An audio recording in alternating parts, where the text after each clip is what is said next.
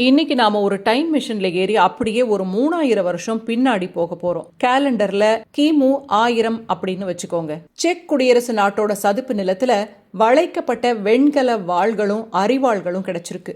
என்னடா இது, வாளை ஏன் வளைச்சு போட்டிருக்காங்க அப்படின்னு யோசிச்சா அது அங்க இருந்த மக்கள் தங்களோட கடவுள்களுக்கு படைச்ச பலி பொருட்கள்னு தெரியுது.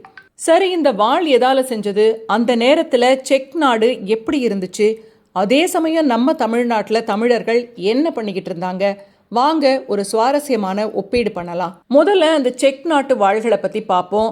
அந்த வாள்கள் வெண்கலத்தால செய்யப்பட்டவை.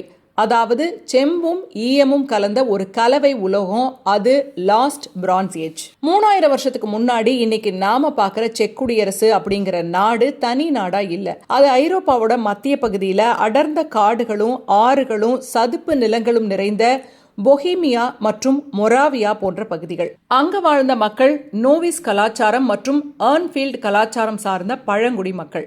இவங்க விவசாயம் செஞ்சாங்க, குதிரைகளை வளர்த்தாங்க. ரொம்ப முக்கியமா வெண்கல உலோகத்தை உருக்கி ஆயுதங்கள் செய்ய தெரிஞ்சு வச்சிருந்தாங்க. இவங்களோட ஒரு விசித்திரமான பழக்கம் என்னன்னா, இறந்தவங்களை எரிச்சு அந்த சாம்பலை மண்பாண்டங்கள்ல வச்சு புதைப்பாங்க. அவங்க இயற்கைக்கும் நீர்நிலைகளுக்கும் பயந்தாங்க. அதனாலதான் தங்களோட விலை மதிப்பற்ற வெண்கல வாள்களையும் விவசாய கருவிகளையும் வேணும்னே அடிச்சு வளைச்சு சிதைச்சு சதுப்பு நிலத்துல போட்டு பலி இல்லைன்னா காணிக்கையா கொடுத்திருக்காங்க. இனி இந்த ஆயுதம் மனிதர்களுக்கு பயன்படாது, இது கடவுளுக்கே சொந்தம் அப்படிங்கிறது அவங்களோட நம்பிக்கை. இப்போ அப்படியே நம்ம தமிழ்நாட்டுக்கு வருவோம். அதே 3000 வருஷத்துக்கு முன்னாடி நம்ம தமிழர்கள் என்ன செஞ்சுக்கிட்டு இருந்தாங்க? ஐரோப்பாவில் செக் நாட்டு மக்கள் இன்னும் வெண்கல காலத்துல வாழ்ந்துகிட்டு இருந்தப்போ நம்ம தமிழர்கள் இரும்பு காலத்துக்கு மாறி இரும்பு தொழில்நுட்பத்துல உலகத்துக்கே முன்னோடியா இருந்தாங்க. தமிழ்நாட்டில் இருக்கிற கொடுமணல், பெருங்களூர், தெலுங்கனூர் போன்ற இடங்கள்ல தொல்பொருள் ஆராய்ச்சியாளர்கள் அகழ்வாராய்ச்சி செஞ்சப்ப என்ன கிடைச்சிச்சு தெரியுமா? உயர்தர எஃகு வாள்கள். செக் நாட்டில் வெண்கலத்தை வளைச்சிக்கிட்டு இருந்தப்ப நம்ம தமிழர்கள் 1300 டிகிரி செல்சியஸ் வெப்பநிலையில இரும்பு தாதுவை உருக்கி கார்பன் அளவை கட்டுப்படுத்தி உலகத்திலேயே மிக வலிமையான துருப்பிடிக்காத எஃகுவை உருவாக்குனாங்க. இதுக்கு சான்றுதான் உலக புகழ்பெற்ற உட் ஸ்டீல். இந்த தமிழ்நாட்டு எஃகு தான் பின்னாட்கள்ல உலக புகழ்பெற்ற டமாஸ்கஸ் வாள்கள் செய்யறதுக்கு மூலப்பொருளா ஏற்றுமதி செய்யப்பட்டுச்சு. இப்ப ரெண்டு பக்கமும் ஒப்பிட்டு பார்க்கலாம். செக் மக்கள் பயன்படுத்தினது வெண்கலம். இது கொஞ்சம் மென்மையானது, எளிதில் வளையக்கூடியது. தமிழர்கள் பயன்படுத்தியது எஃகு.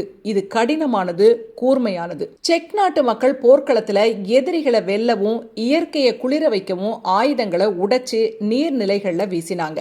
ஆனா தமிழர்கள் தங்களுக்கு பாதுகாப்பு கொடுத்த தங்களோட வாழ்வாதாரமா இருந்த ஆயுதங்களை தெய்வமா வணங்குற ஆயுத பூஜை இல்லைன்னா நெடுநல் வாடை மாதிரியான இலக்கியங்கள்ல சொல்லப்பட்ட வேல் வழிபாடு முறையை கொண்டிருந்தாங்க. வீர மரணமடைந்த வீரர்களுக்கு நடுக்கல் நட்டு அவங்களுடைய வாள்களையும் சேர்த்து நட்டு வச்சு வணங்குற வீர கலாச்சாரம் தமிழர்களுடையது. ஆக 3000 வருஷங்களுக்கு முன்னாடி உலக வரைபடத்துல மத்திய ஐரோப்பாவில் இருந்த மக்கள் காடுகளுக்கு நடுவுல வெண்கல கருவிகளோடு தங்களோட ஆன்மீக சடங்குகளை தேடிக்கிட்டு இருந்தப்ப இங்க தென்னிந்தியாவில் நம்ம தமிழ் மண்ணுல பழந்தமிழர்கள் அறிவியல் பூர்வமா இரும்ப உருக்கி கூர்மையான வாள்களை செஞ்சு ஒரு நாகரிகம் அடைந்த வீரம் மிக்க சமுதாயமா வாழ்ந்துகிட்டு இருந்தாங்க அப்படிங்கிறது தான் வரலாறு. சரித்திரம் அப்படிங்கிறது வெறும் கடந்த காலம் கிடையாது.